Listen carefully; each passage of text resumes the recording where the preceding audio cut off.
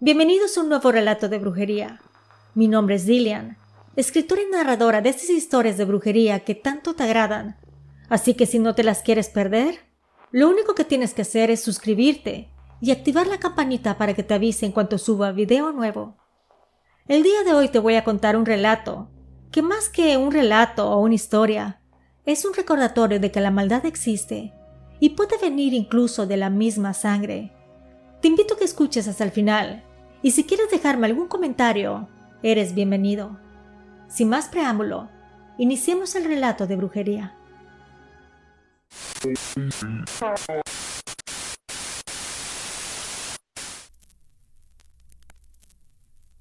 Desde que tengo memoria, los recuerdos de mi infancia están teñidos de una calma que siempre parecía estar a punto de romperse. Tenía 12 años, mi hermana Sophie 9, y la más pequeña, Carla, 7, cuando las sombras de la traición familiar comenzaron a marcar nuestra existencia. Mis padres ya no estaban juntos, se divorciaron, y aunque mi papá se ocupaba de nosotras con la misma dedicación de siempre, la distancia que dejó la ruptura había abierto espacios que alguien estaba dispuesto a llenar con malicia. Mi madre era una mujer que se había reconstruido a sí misma tras el divorcio. Profesora universitaria, había dejado su carrera por el matrimonio y la familia, pero la vida la obligó a regresar a los libros y a las aulas. Su disciplina y su pasión por el trabajo y la manera en que nos cuidaba nos mantenía a salvo en el mundo. Sin embargo, nada podía protegernos de la avaricia y el rencor de otros. Filomena, la madre de mi padre, es decir, mi abuela, era viuda y de carácter férreo. Había decidido que nuestra existencia era un obstáculo.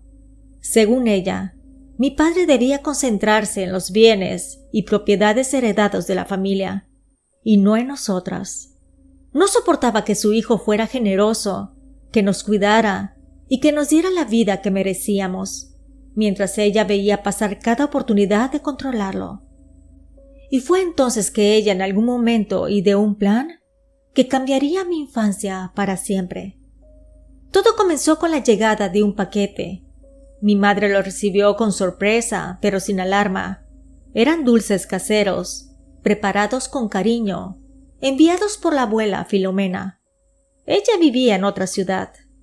La tradición familiar consistía en recibir estas pequeñas maravillas en momentos especiales, y nosotras siempre los esperábamos con entusiasmo. Aquella vez, sin embargo, algo estaba diferente. La caja antes de llegar a nuestras manos ya estaba abierta, y la apariencia de los dulces era demasiado perfecta, como si hubieran sido hechos con el amor de siempre, pero tenían algo diferente. Nadie habría sospechado la intención oculta que traían consigo. Esta tarde de sábado la rutina era la misma de siempre: ordenar la casa, bañarnos, peinarnos, vestirnos adecuadamente para la reunión familiar. Sophie y yo platicábamos de la escuela, riendo y haciendo planes, mientras Carla, la niña de 7 años, curiosa e impaciente, se acercaba al paquete con los ojos brillantes. Mi madre nos dio instrucciones claras. Los dulces eran para después de la cena. Era un premio, un pequeño festejo familiar. Pero Carla, ajena a las advertencias, tomó uno sin que nadie lo notara. La reunión transcurrió como siempre, entre risas y charlas, juegos infantiles, pero ya casi hasta el final, un silencio inquietante reemplazó la algarabía. Carla estaba sentada en un rincón, pálida, con la mano en el estómago. Al acercarnos, mi madre le preguntó si había comido algo picante o si algo le había caído mal. Mi hermana Carla negó con la cabeza, diciendo con voz temblorosa que solo había probado la comida que la tía había dado en la reunión. Mi madre no hizo nada en ese momento, solo la cargó y nos fuimos a casa. Cuando llegamos le di un medicamento para el estómago y se quedó a dormir en su habitación para cuidarla. Sin embargo, al día siguiente, mi hermana tenía mucha fiebre y la llevamos al hospital. Le hicieron estudios y los médicos decidieron hacerle un lavado de estómago. Después de eso le dieron un tratamiento y mi hermana se quedó un par de días en observación. Cuando regresamos a casa todo estaba normal. Nunca nos acordamos de los dulces de la abuela, los cuales habíamos guardado en la alacena, hasta que una semana después, mi madre decidió limpiar la cocina. Recuerdo el momento en que mi madre estaba limpiando la cocina, cuando su mirada se clavó en la caja de los dulces de la abuela. No sé qué la llevó a hacerlo, tal vez la intuición que solo una madre posee, pero la vi tomar uno de los dulces, partirlo con un cuchillo a la mitad y observar el interior con atención. Su rostro cambió. Yo le pedí uno para probarlo, pero ella me dijo que más tarde, después de la comida.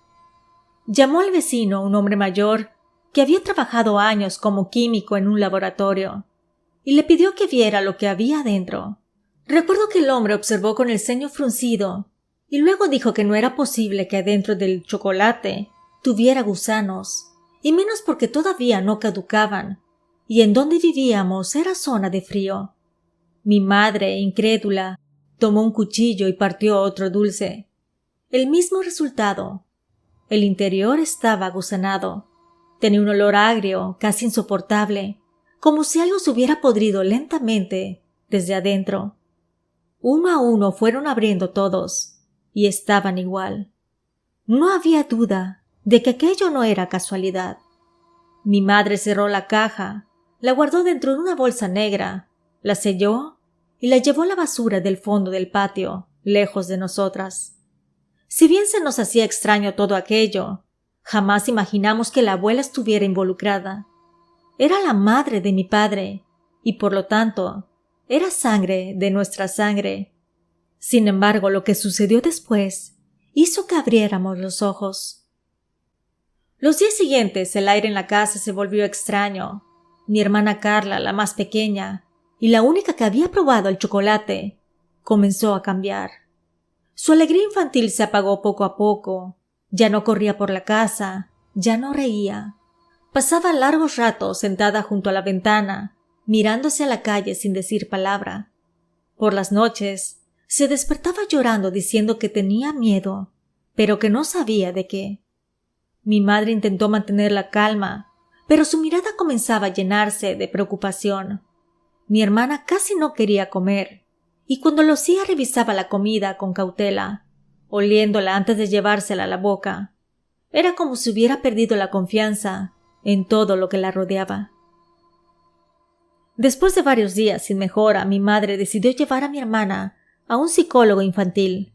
La especialista, tras escuchar todo lo ocurrido, dijo que probablemente se trataba de un episodio traumático, que no había que exagerar, que tal vez el susto de haber estado en el hospital y el malestar físico la habían vuelto insegura. Le dio algunas pautas a mi madre, como rutinas de descanso, palabras tranquilizadoras, momentos de juego y, sobre todo, evitar hablar del tema frente a ella. Mi madre siguió las indicaciones con disciplina. Aún así, la inquietud no se le iba del todo. En una de aquellas noches, después de acostarnos, escuché cómo mi mamá le hablaba a mi papá. No tenían una buena relación desde el divorcio, pero cuando se trataba de nosotras, lograban comunicarse con respeto. Le contó lo que le pasaba a mi hermana, las fiebres intermitentes, el miedo constante, la mirada ausente. Mi padre prometió ayudarnos en lo que fuera necesario. Las semanas pasaron lentas, pero sin sobresaltos. Todo parecía estar estabilizándose. Carla comía un poco más, dormía mejor, y mi mamá intentaba convencerse de que el peligro había pasado, pero el alivio duró poco. Una tarde, justo cuando el frío de diciembre comenzaba a sentirse, llegó otro paquete, envuelto con cuidado, con una letra pulcra que reconocimos de inmediato. Era la letra de la abuela, Filomena. Adentro de la caja venían 3 vestidos, uno para cada una, doblados con delicadeza, acompañados de otra caja de dulces, idéntica a la anterior. Mi madre quedó inmóvil frente al paquete, observándola con una mezcla de desconfianza y duda. Nosotras, ajenas a su inquietud, mirábamos los envoltorios brillantes con impaciencia. Eran tan bonitos tan parecidos a los que siempre mandaba hacer la abuela, que la ilusión infantil se impuso sobre el miedo. Al final, mamá cedió con cautela. Tomó un cuchillo y sacó 3 chocolates envueltos en papel dorado. Los partió uno a uno, revisándolos con atención.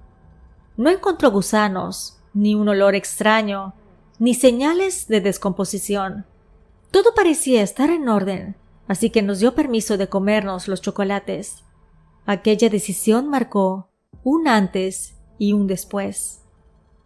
El chocolate se deshacía dentro de mi boca. Era dulce, tibio, casi reconfortante. Pero de pronto sentí algo. Un pinchazo.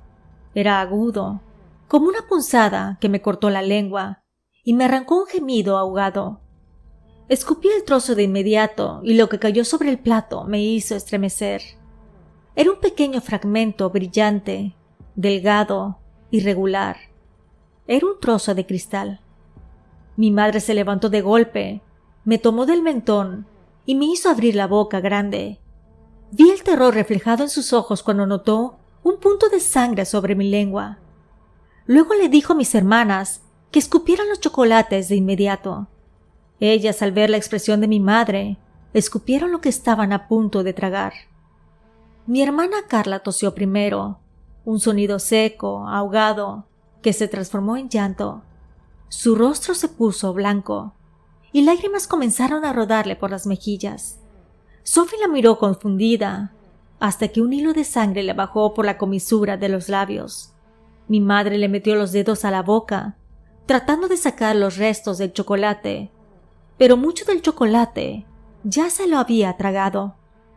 Mi mamá, entre llantos, llevó a mis hermanas al lavabo, les enjuagó la boca una a una y luego las abrazó desesperadamente.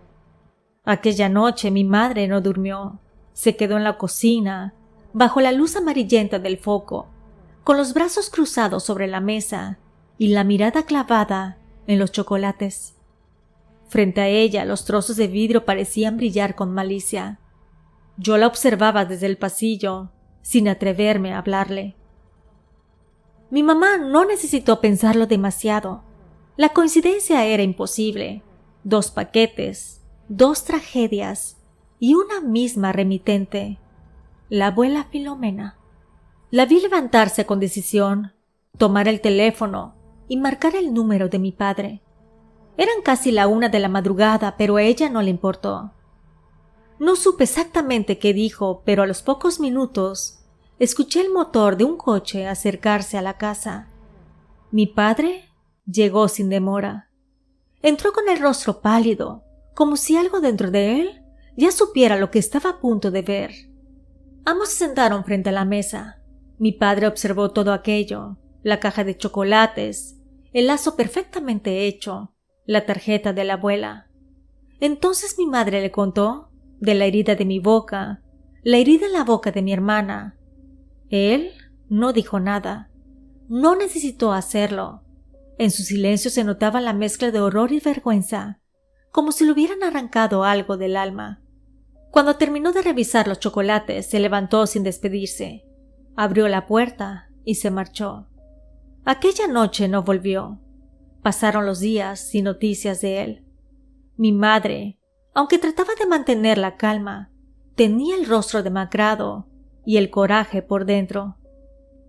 2 semanas más tarde llegaron las posadas de diciembre. Mamá quiso distraernos, hacernos sentir que ya todo era normal. Sacó los vestidos que habían venido en aquel paquete maldito, los planchó con cuidado y, aunque dudó un instante, decidió que no había peligro. Los chocolates habían sido la amenaza, no la ropa, así que era ilógico sospechar de todo. Esa tarde los estrenamos. El mío era de color crema con encaje fino y una cinta en la cintura. Sophie llevaba uno igual pero en azul celeste y Carla un rosa pálido. Nos sentíamos bonitas, felices de poder asistir a la posada y olvidar por un rato todo lo sucedido. La fiesta estuvo muy divertida y nada malo sucedió. No obstante, pasó algo raro en el transcurso de la noche. Mientras dormía, comencé a sentir una picazón extraña en los brazos. Al principio creí que eran piquetes de mosco, pero al levantarme noté que la piel me ardía y que estaba cubierta de pequeñas ronchas. Entonces escuché que mis hermanas se levantaron igual que yo, con los mismos malestares. Sus cuerpos estaban también cubiertos con manchas rojizas, pero ellas tenían fiebre. Nos rascábamos sin control, llorando, sin entender qué nos estaba pasando. Mi madre nos llevó de inmediato al médico. El diagnóstico fue rápido. Una reacción alérgica, tal vez al detergente o al tejido de los vestidos. Nos recetaron una pomada y unas vitaminas, asegurando que en pocos días desaparecerían. Pero los días pasaron y la piel solo empeoró. Las ronchas se hinchaban, se abrían y de algunas comenzaban a salir un líquido amarillento. Era repugnante. Lo más terrible de todo vino después. Cada vez que comíamos, nuestro cuerpo rechazaba los alimentos.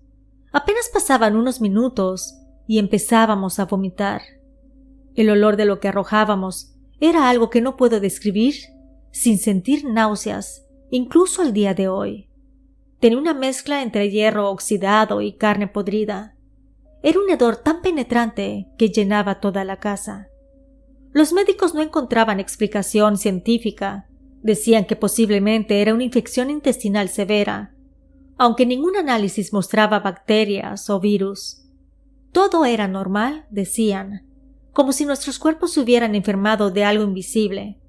Nos mantenían con suero y dieta líquida. Recuerdo la noche en que mi madre ya no pudo más. Me desperté al escucharla llorar en el baño. Tenía los 3 vestidos extendidos sobre el suelo, cortados en pedazos, empapados en alcohol. Luego los metió en una cubeta de metal y les prendió fuego. Las llamas subieron altas y el humo espeso y oscuro también se elevó. Fue la primera vez que vi a mi madre mirar al fuego como si estuviera mirando al enemigo. Después de aquella noche, nada volvió a ser igual. Mi madre le llamó a mi padre, pero él no respondió, dejando a mi madre sola en esos momentos tan difíciles. La salud de mi hermana Carla empeoró de una manera desconcertante. Su cuerpo se enfrió, como si la vida misma se le escapara lentamente. El médico decidió hospitalizarla, pero ni él mismo sabía qué estaba pasando con ella. Hablaba de infecciones, intoxicaciones y hasta reacciones alérgicas, pero en el fondo se notaba su impotencia. A partir de entonces la casa se volvió un campo de batalla invisible. Cuando Carla salió del hospital, su cuerpo estaba más débil que antes. Caminaba despacio, sin energía, y sus ojos ya no tenían su brillo natural. Su rostro pálido y su voz apenas audible eran señales de que lo que la enfermaba no era algo de este mundo. Mi madre, agotada y llena de miedo, decidió pedir ayuda. Fue entonces cuando mi abuela materna tomó cartas en el asunto. Mi abuela, desesperada, comenzó a preguntar a los alrededores. Finalmente alguien le habló de una mujer llamada Doña Carmen. Era una curandera efectiva. Recuerdo la sensación de pesadez mientras avanzábamos hacia su casa.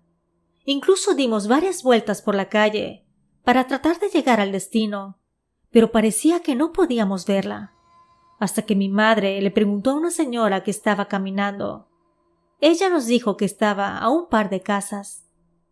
Doña Carmen nos hizo pasar a una sala especial para sus curaciones. Nos sentamos, temerosas, mientras ella nos observaba en silencio. Sus ojos se movían entre mis hermanas y yo. Eran detenidos, calculadores, como si pudiera ver algo adherido a nuestras sombras. Después comenzó a examinar a mis hermanas y a mí, una por una. Primero pasó sus manos por nuestras cabezas, por los brazos, por el estómago. Movía sus labios como si estuviera hablando con alguien que no podíamos ver. Su rostro se puso serio. Se detuvo frente a mi madre y negó lentamente con la cabeza. Nos explicó que lo que teníamos no era una enfermedad común, sino un trabajo de brujería colectiva. Algo planeado con precisión para acabar con toda nuestra familia. Dijo que los síntomas Es decir, las ronchas, el vómito, el olor, eran signos de un mal profundo, preparado con tierra de panteón, restos de vidrio y nombres escritos en papel manchado con sangre. Añadió que mi madre no había caído en lo mismo, solo porque no había probado ni usado nada de lo que venía en los paquetes. Si ella lo hubiera hecho, también estaría enferma. No recuerdo exactamente lo que pasó después.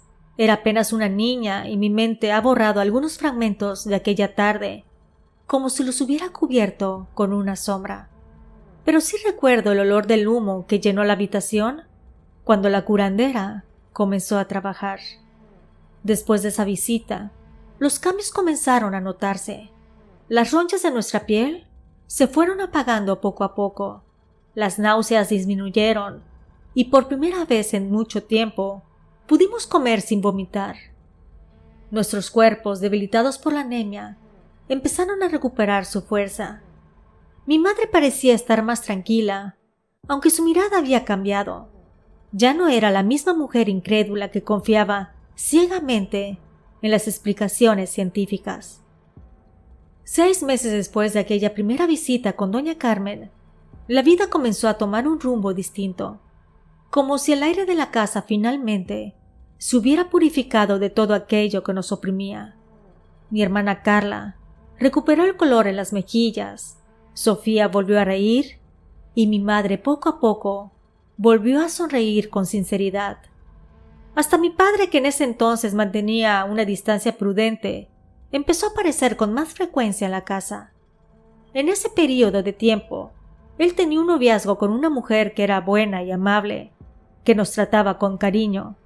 Mi madre la respetaba, aunque había en sus ojos una tristeza silenciosa cada vez que veía a mi papá con ella. Sin embargo, la relación de mi padre con aquella persona terminó de forma repentina, sin explicaciones claras. Fue como si algo invisible y poderoso lo empujara de nuevo hacia nosotras. Desde entonces comenzó a visitarnos más cada semana. Llegaba con víveres, juguetes para mis hermanas, flores para mi madre. No eran simples gestos de cortesía. Era como si buscara recuperar el tiempo perdido, restaurar algo que el destino, o tal vez las manos de alguien, habían destruido. Mis papás empezaron a llevarse mucho mejor. Las conversaciones entre ellos se alargaban en la cocina. Ya no habían reproches ni silencios incómodos, sino una complicidad serena y madura. Y así, sin planearlo, el amor que alguna vez se rompió comenzó a reconstruirse. Pasó un año aproximadamente cuando una tarde mis padres nos sentaron a mis hermanas y a mí. Nos iban a dar la noticia que se iban a casar de nuevo. Recuerdo la emoción que nos envolvió. Mis hermanas y yo saltábamos de alegría. No podíamos creerlo. Era como si todo el dolor, los hospitales, el miedo y las lágrimas hubieran valido la pena. Mi madre lloraba de felicidad y mi padre la miraba con esa ternura que solo se ve en quienes han aprendido a amar después de perderlo todo. Pero no todos compartieron nuestra dicha.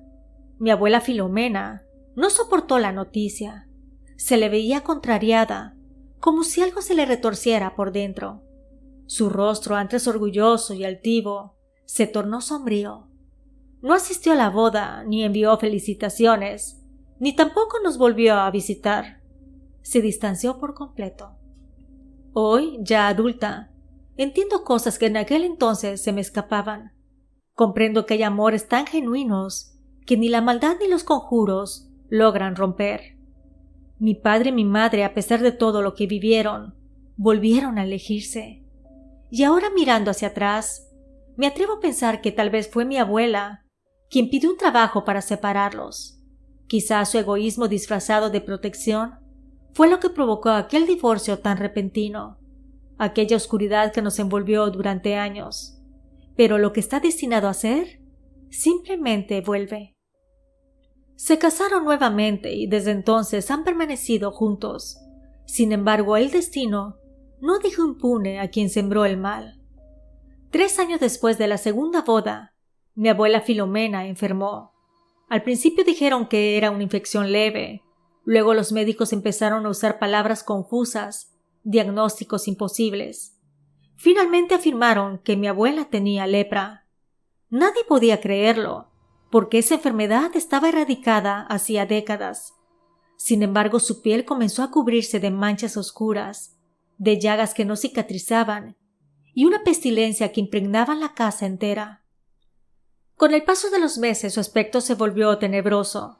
Su carne parecía pudrirse viva, su voz se quebraba al hablar, y los vecinos murmuraban que las noches gritaba de dolor. Decían que pedía que no apagaran las luces. Algunos aseguraban haberla escuchado llorar, rogar por perdón, aunque nadie entendía a quién o por qué. Mi padre fue a visitarla varias veces, y cada visita lo dejaba en silencio durante días. Nunca nos contó los detalles, pero recuerdo cómo su mirada se volvía fría, distante, como si cargara un peso que no se atrevía a confesar. Mi abuela Filomena vivió así durante meses, consumiéndose lentamente, como si algo cobrara una deuda que ella misma había firmado con sus propias manos. Su final fue muy solitario y cruel. Murió entre lamentos, con los ojos abiertos, mirando hacia el techo, como si hubiera visto algo que la reclamaba. Y aunque la ciencia diga que todo tiene una explicación lógica, yo aprendí que no siempre es así, porque el mal que haces, tarde o temprano, regresa. No importa si crees o no en la brujería, lo cierto es que nadie escapa de la ley del retorno. Mi abuela jugó con fuerzas oscuras y al final, esas mismas fuerzas se encargaron de llevarla consigo. Desde entonces, cada vez que alguien me pregunta si creo o no en la brujería, solo sonrío y les contesto lo que aprendí en carne propia. No se trata de creer o no en ello. La brujería existe y todo el mundo lo sabe, aunque no lo acepte. Si te ha agradado este relato, te invito a suscribirte y compartirlo. Si me escuchas por YouTube, regálame tu like, y si me escuchas desde Spotify, suscríbete y califícame con 5 estrellas. Nos vemos en el próximo episodio y recuerda que aquí la brujería existe y yo te lo cuento.